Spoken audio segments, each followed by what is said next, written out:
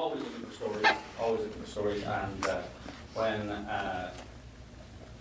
I suppose we had another documentary, we're always trying to put stuff on our website to get traction to the website, and I went to Chicago to ask Josh Fox these very basic questions, because, as a journalist, I don't know if any journalists present here, but journalists have a special database they can go to get certain information that's not available to the general public. It's called Google.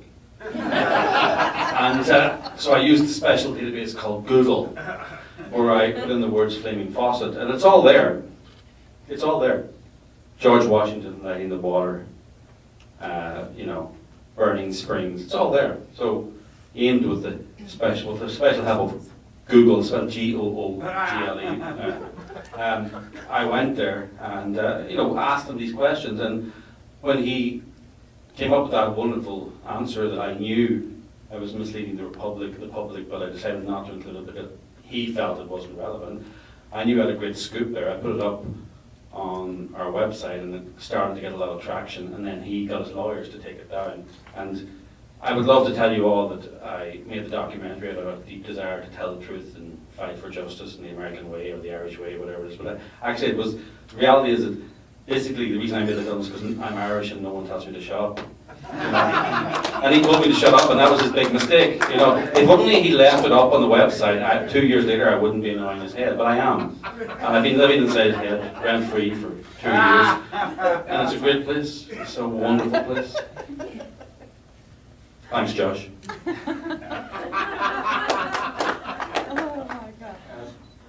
Yes? It's a wonderful, wonderful film, the best for me all day. Thank you. Very, very interesting. I was wondering whether you did any private investigation on Josh, and does he have any connections to Russia or any other pipeline that would be in competition? Because you kept talking about him, but I wondered what his motive is. There must be a background to him. Yeah, I mean, I have no evidence that Russia or the United Arab Emirates are funding the anti-fracking movement. They stand to lose trillions of dollars if fracking goes ahead. They would be crazy not to, but I have no evidence that they are. So, and I didn't say that in the film. I said, I remember when I was a lad back in Britain in the 80s, it was CND, was their campaign for nuclear disarmament. And when Russia collapsed, the campaign for nuclear disarmament collapsed. The nuclear weapons didn't go away. They were funding the CND at the time. We didn't know that. So there is this history of them funding movements. But I have no evidence of that. But I think from a business point of view, they stand to lose trillions. The more they can delay fracking, the better for them. Josh Fox's motivation, it's not about money. It's not about money. He is a true believer. His background is he was a theater. He made a movie before this called Memorial Day, which portrayed American soldiers as murderers and rapists. Before that, he was an avant-garde theater. That's his own words, avant-garde theater director in Manhattan, where he gave interviews saying he was born. He was brought up in Manhattan, which he was, by the way. That's his holiday home. He described himself as an avant-garde theater director. Now, I'm not sure. Laguna Hill's probably not very many French speakers, so I'll just translate avant-garde. Avant-garde translated means anti-American. Right, that's the literal translation of it, right? He's a true believer. He believes fossil fuel companies are evil. Actually, he doesn't. Sorry, I don't want to. He believes American fossil fuel companies are evil. He doesn't believe Iranian fossil fuel companies are evil. He doesn't believe Saudi Arabian fossil fuel companies are evil, or Russian or Chinese. It's only American fossil fuel companies are evil. He's quite happy to give trillions of dollars to people who tomorrow will hang gays, will stop women from driving. I think people need to start calling fracking and energy that comes out of America, call it ethical energy. People in America produce ethical energy. If you're gay in America, you get a parade. If you're gay in Iran, you get hung. So I was on a tour somewhere over there, somewhere in the east, and I'd done about 6 talks, and I was getting tired, and idiot, or else I was going to use a different word, but I called them an idiot, started attacking me. And I lost my temper and I said, okay, you're for it. Fine, get your new bumper sticker today. Get your new bumper sticker. Ban fracking today, hang a gay tomorrow. And they were recording it and they put it up on YouTube as this great YouTube moment, a gotcha moment. I was going, it's the truth. It's not a YouTube gotcha moment, it's the truth. So I'm quite happy to say it. Ban fracking today, hang a gay tomorrow. You know, where, you know, who do you want to support? Regimes where gays are hung, or like or in California where you're nobody if you're not gay, really. You know. So you know that. Right there. Okay.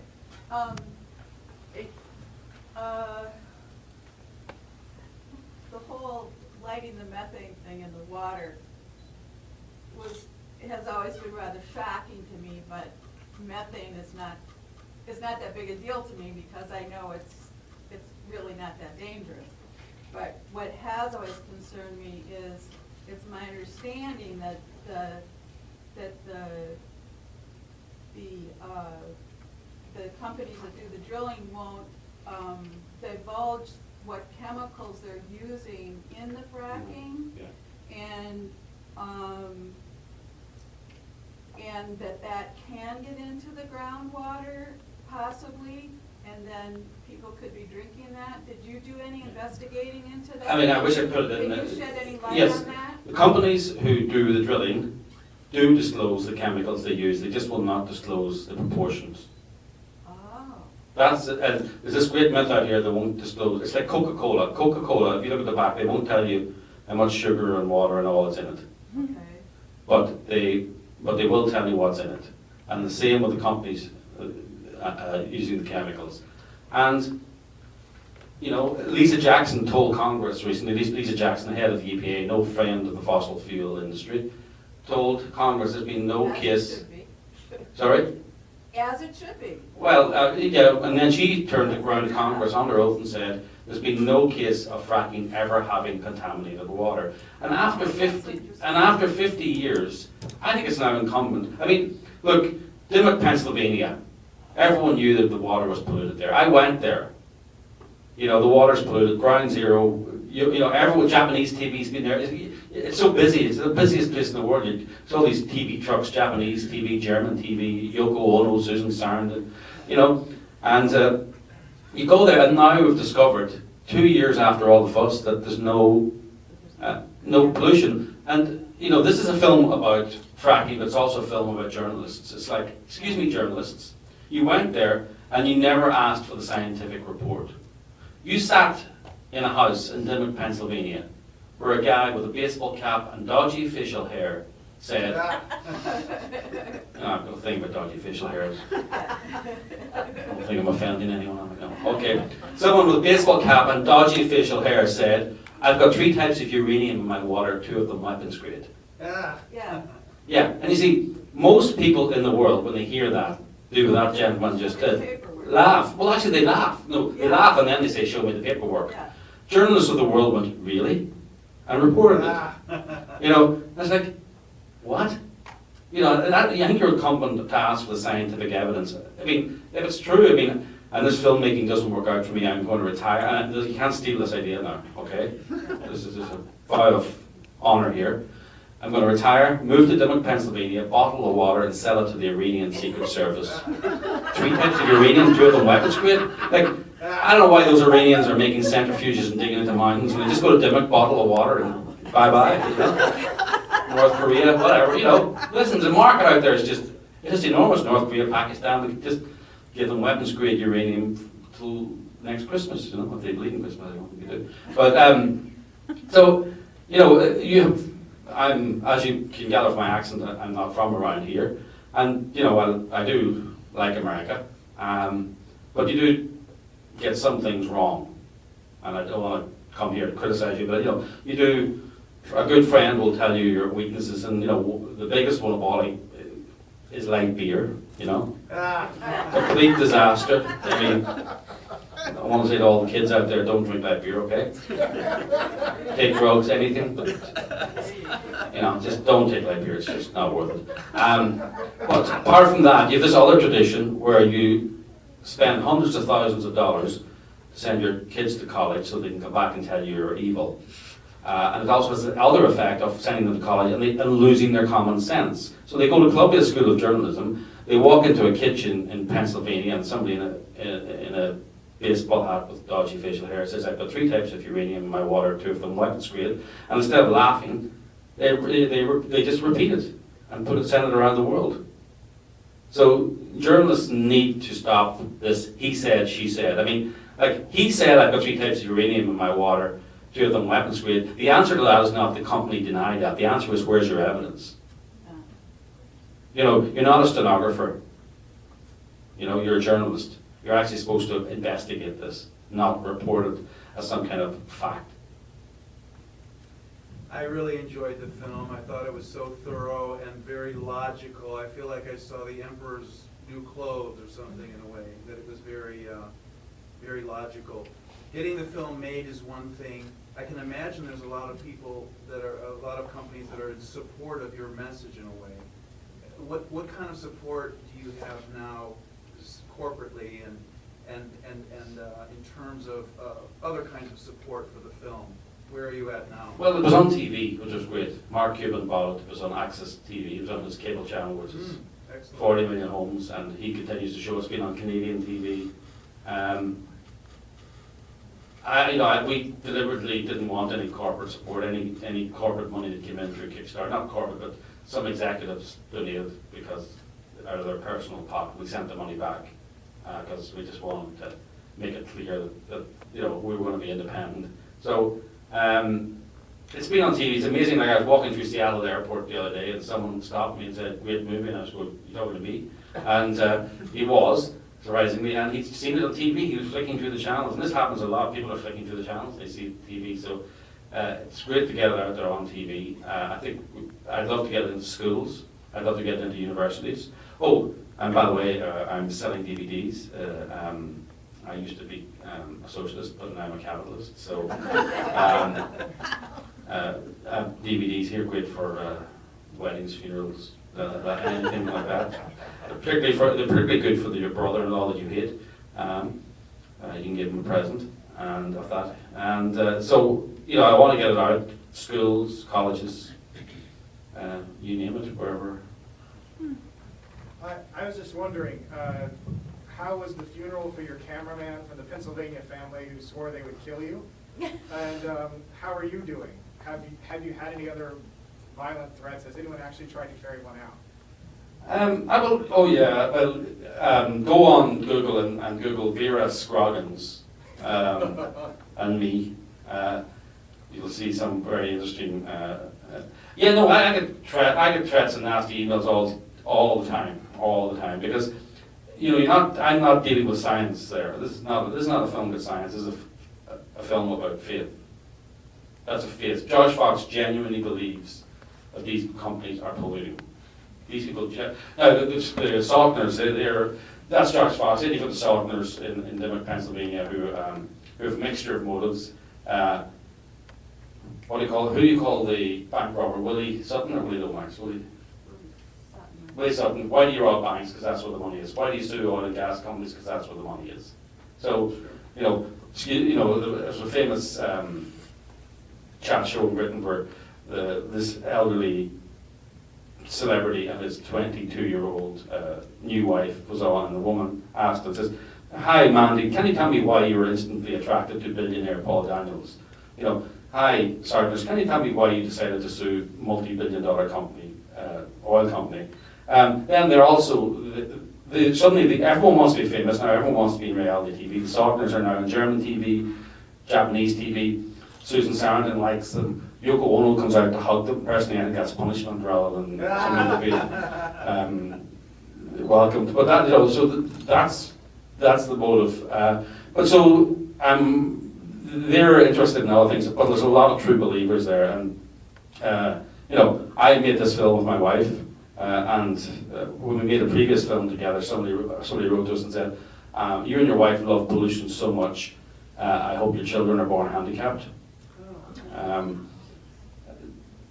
Sean Lennon, who's the son of Yoko Ono and John Lennon, I got into a Twitter fight with him where his witty and philosophical response was, I think you're an excuse for an abortion.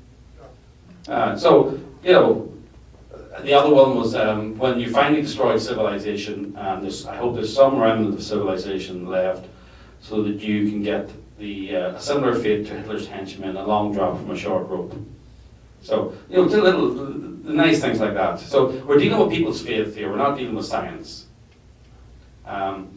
You know, there's a long strain of anti-modernism, romanticism, that's now morphed into some kind of faith-based idea of the world. And because fracking shouldn't be that contentious. Either you've got 3 types of uranium, 2 of them weapons grade, or you haven't. And if you haven't, then shut up and you know, go back to work. So why is it so contentious? It's the most checkable thing in the world, actually. Think about it. It's not like global warming, that something's going to happen in the future. Your water's either polluted or it's not. It's been going on for 50 years. So, I think you've asked one. That gentleman hasn't. I didn't. Oh, you didn't? Okay, sorry. This is like a two-part question. Did you sample the water from various farms? And how are the people doing now? Is there any process on getting the ban lifted? No, I didn't sample the water. EPA sampled it, DEP sampled it, and the Sauchners sampled it independently themselves. 3 strikes and you're out. I don't think we need a 4th sample. No, I mean, did you drink some? Oh yes, yes. Okay, that's what I meant. Well, funny, that was. See, when you go to farmers in upstate New York and Pennsylvania and say to them, "I'm making a documentary about fracking," they reach for their gun. Really, they've had so many. I'm just going to use that word, idiots. I'm going to use a different word. So many idiots coming, making documentaries about fracking, and it's like, Craig Salter looked silently into the distance as he said, "I've got 3 types of uranium in my water, 2 of them white space." And that's it, that's the documentary. You know, everyone's got cancer, you know, or your guy in Texas, my children had flu-like symptoms. Well, maybe they had the flu, you know? What kind of idiot that would use his children for something like that? I don't know. But anyway, that's what they do. And my daughter had eczema. Well, maybe she had eczema, you know? Stop smoking, I don't know.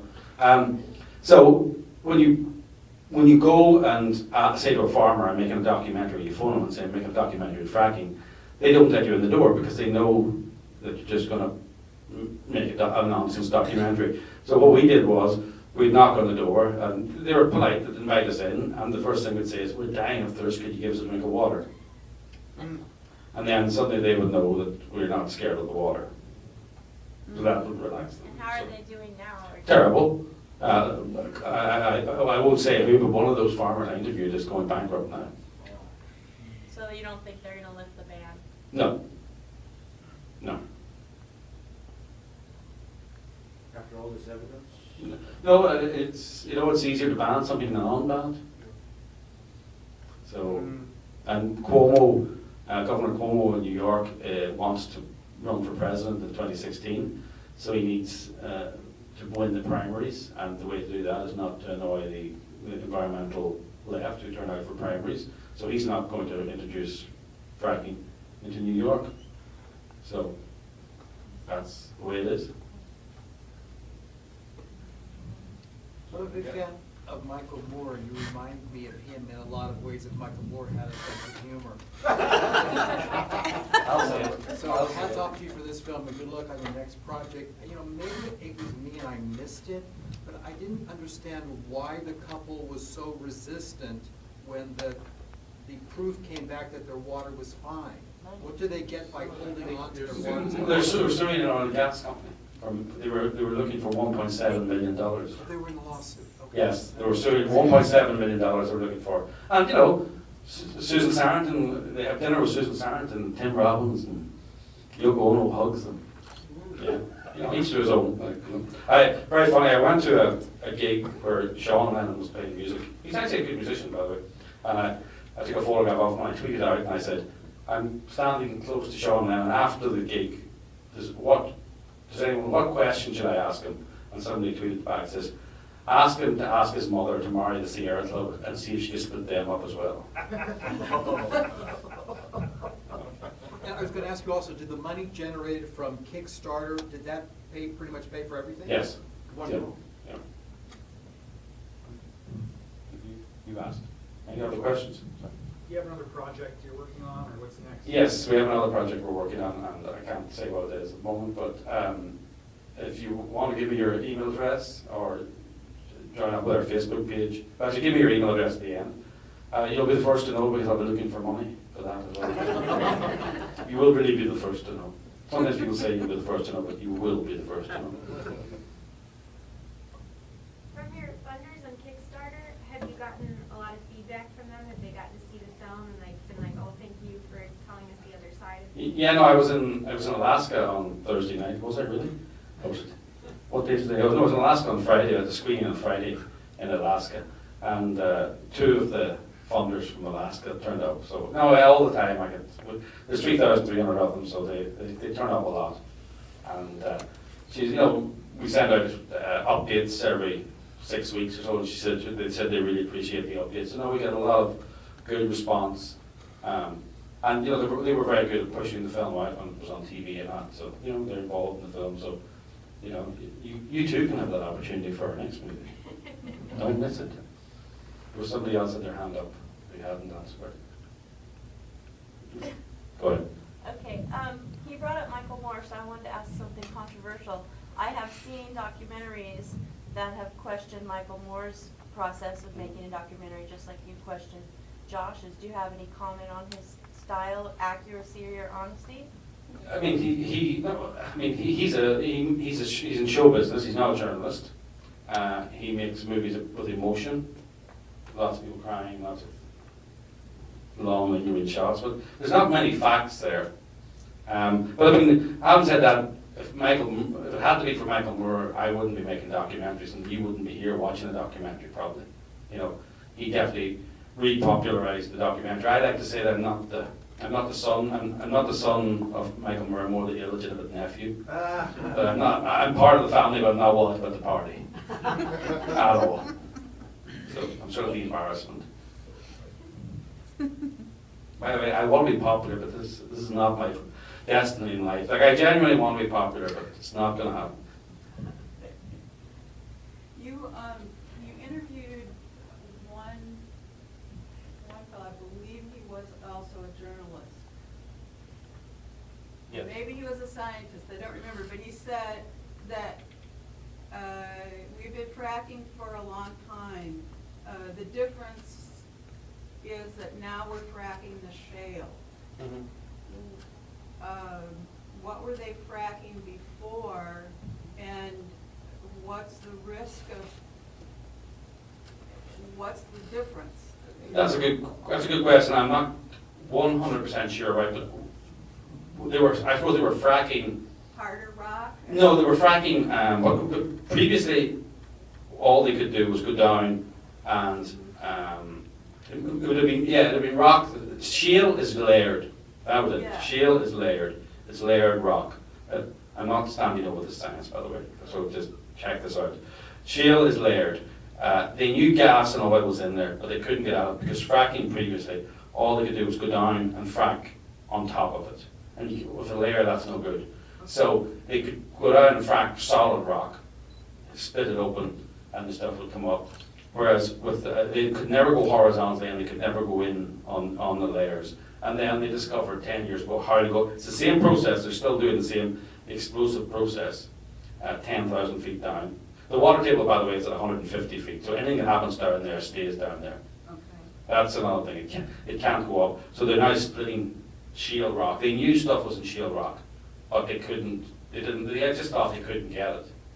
And then a wonderful guy from Texas called George Mitchell, his company was going to go bust because he was contractually bound to supply gas to Chicago, was running out of gas, and he kept saying to his scientists, there's gas in those rocks, we've got to get it out. And they said, we can't get it out. He said, yes, you can. No, you can't. Yes, you can. No, you can't. And eventually he could. So that's the difference now. So when they, It's horizontal fracking is the difference. Previously it was all vertical. well, surely they must have been able to go into layers going straight down. They must have gone into layered rock going straight down. I think not, no. They must be, but they can go in between. Yes, go between, and that's what the gas is in shale, Okay. and not. Yeah, I see the difference, yeah. How wide is the ban on fracking? And is it limited to just shale fracking or all fracking? No, they're now trying to expand, well, there's no fracking in New York. The whole state? Yeah. So basically you have these towns in Pennsylvania that are booming, and then over the border you have dead towns. Then there's no fracking on the Delaware River Basin, which is part of New Jersey, Pennsylvania, New York, and I think Maryland, I'm not sure where or Delaware. So, by the way, Chris Christie is one of the people who is has representatives on the Delaware River Basin Commission. So, he hasn't produced any noise about this. So it's a very interesting position for him to take. So there's a ban on fracking in France. There's a ban on fracking. I don't know. It's spreading. It's spreading. It's definitely. These bans, they started after this. Yes, after that. So it went, it affected everybody in Russia and Are you sure it's just because of that one documentary? There's not other science behind? No, I mean, they've been fracking since 1947. They've been horizontal fracking for 8 years, and there's no scientific evidence of any contamination. It's a scare. And I don't mean that in a nasty way, it's a scare. People are genuinely scared. Oh, I know that. Yeah. Yeah. So I don't mean, you can have a scare that it's not, it isn't based on it, but people are genuinely scared. Right. But there's no new science. I just want to say thank you for your approach to making this documentary. It's very logic-based, fact-based. I just wanted to know if there was anyone who was like a strong opponent who was really against you, and then if they've seen your documentary, and if they've come back and had a conversation with you. Yeah, funny, in Alaska we had a school teacher who who apologized in public after saying, I've been teaching my kids anti-fracking materials, not realizing, and she was in shock when she saw this. She didn't realize that there was so much on the other side, and she's now going back to redo her class. We focus grouped the film before it came out, and 50% of Americans don't know what fracking is, interestingly, right? Because if you're not involved in it, you probably don't know about it. And so there's a huge bunch of 60% of people who were neutral about fracking, and neutral or slightly negative. And after watching our film, they all moved to slightly positive or very positive. So if you can get this film to people, it does change people's minds. Because I think the anti-fracking, I came in here thinking that this was going to be an anti-fracking. Yeah. And, from what I have heard and read, it's all been very negative. So this film has really turned me around. Oh, well, thank you. Thank you. I'm glad. It was a lot of fun making. Well, actually, it wasn't a lot of fun making it. I think I've never given birth, as you can probably guess. But I believe that making a documentary is like giving birth. You now only remember the good times. You don't remember the pain at the time. But it was a lot of fun making it. And he has not given birth. Yes. I told you about you. You just have this warm glow. I was a warm glow about it. I just don't remember that. I mean, Pennsylvania in the winter is not fun. New York, it's probably, I'm not complaining, but also Pennsylvania, when you're going and making films in fracking areas, one of the problems with fracking is every hotel room in the whole state is booked up. There's no hotels, right? So you have to stay in a hotel an hour and a half away from where you want to film. So you have to get a room more. And rather, normally when you're making a documentary, you're 15 minutes away. So it was a lot of fun making it, and I'm very glad to hear that it's made a lot of people think again. I think we have one more question all the way back there. Back there, yeah. Hello. I'm sorry there aren't more people here, really, and this gentleman made the point that, he felt it was the other way, and this gentleman asked the next project you're doing, and you touched on it slightly in the film about journalism and how people are misled and that stories aren't being checked out. And I was like him, you know, I saw the gas movie at one time. I thought, you know, I try to keep an open mind about it. But I think the journalism and the unchecking of stories, I think that would be a great project for you. Yeah, I just wish the journalists would do it. I wouldn't, I'm not sure to make a great movie. Not sure that it's very visual. But it really is a really, journalists need to get away from he said, she said. Or, I meet journalists and they go, blah, blah, blah, blah, blah, blah. The truth is probably somewhere in between us. And I'm going, it's not! Like, the truth, what do you mean the truth is somewhere in between? What? Is that a rule of law? Like, is that, no, the truth is the truth. It's like, and if it's over there, well, tough. It's, and journalists, I find, only say the truth is probably somewhere in between when the truth is somewhere they don't want it to be. But even more so, they're about sensationalism and the 30-second snippet and getting people to watch TV because nobody reads anymore. Well, a lot. I know, I think they're very ideological also. I mean, there's a great story in a guy in Pennsylvania fooling the world's media by telling them there's 3 types of uranium in his water, 2 of them. Well, that's a great story. I think it's funny. People laughed here when I said it. Where, well, go and interview him and then say, where's your scientific evidence of this? And just put the camera on him, hold the camera on him. Who did all the refining to get it to weapons grade? Yeah. When he said it, I'm going, wow. Yeah, well, listen, don't knock it. When I'm on Shark Tank offering Mark Cuban 10% of my business for $2 million of selling Dimmock water to the Iranians. People they'll all laugh a different tune then. I mean, it's laughable. It's laughable. But you go into the one thing Columbia Journalism School teaches you now is how to lose your common sense and sense of humor, I think. So you're not gonna take money to help with the fund from big business who might be inclined to give it, but Mark Cuban is a great businessman. Yeah. Are there other high-profile business people or politicians that would love to get behind this, support this, see this film do well? I don't think so. Well, Mark Cuban bought the film and has shown it a lot on his TV station. But if you really want to help the film, in a sense you do. Yeah, I'll be selling copies. Just feel that copy. I want more people to feel the love there. $20. I can do the love at $20 a time. Wow. Okay.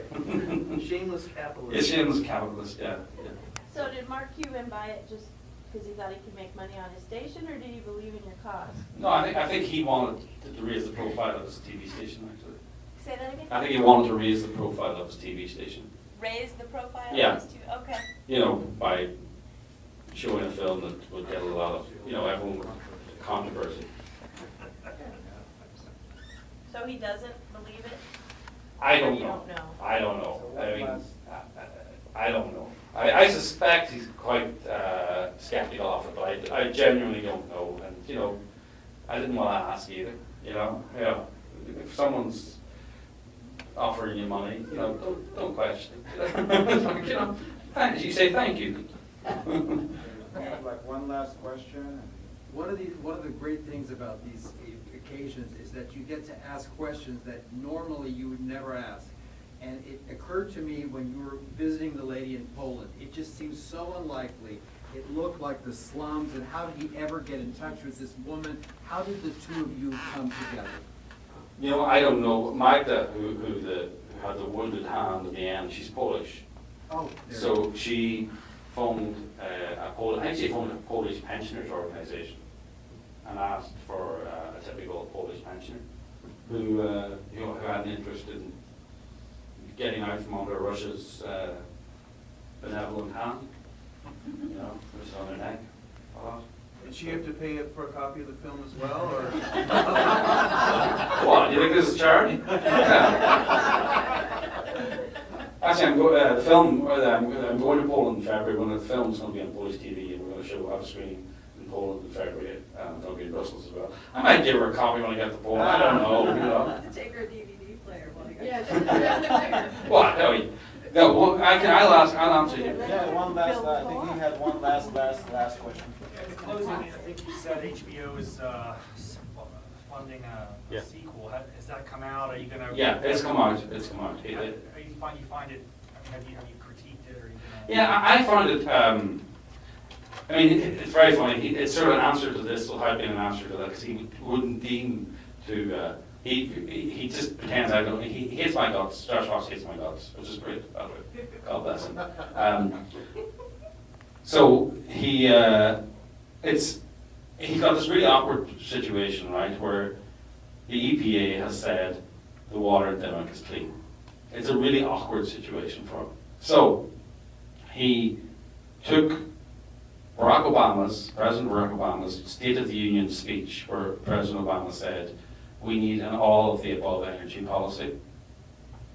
Took that as a secret signal that he was now supporting fracking, which then transmitted down to the EPA, and then the EPA decided to find that the water in Dimmock was not polluted because their political master in Washington is now supporting fracking. And that's his theory in Gasland too. So that the water really is polluted? Yes. The EPA is saying it's clean? Because of political pressure. Oh, my. And it's, funny enough, I mean, he's a very good filmmaker, Josh Fox, and sort of, when you say that, going, that makes sense. You walk out the thing, you go, that doesn't make any sense at all. But, in the moment, it sort of makes sense. But, shame on Josh Fox, by the way, for showing flaming faucets and keeping relevant information out of it. But shame on HBO, actually, even worse. Shame on HBO. I mean, fair play to Josh Fox albums that he can get away with spreading nonsense propaganda. But shame on HBO, there are things called fact checkers, and as I said, you ordinary people wouldn't understand. There's this thing called Google, right? I'll show you. I'll show you how to use it later. But it's just this wonderful tool that we have, And but in the words flaming faucet, George Washington, I believe he did not tell a lie. I'm told that, and he was lighting the river in New Jersey. Right. Sounds good. Thank you. Did I mention the DVDs or so? $20?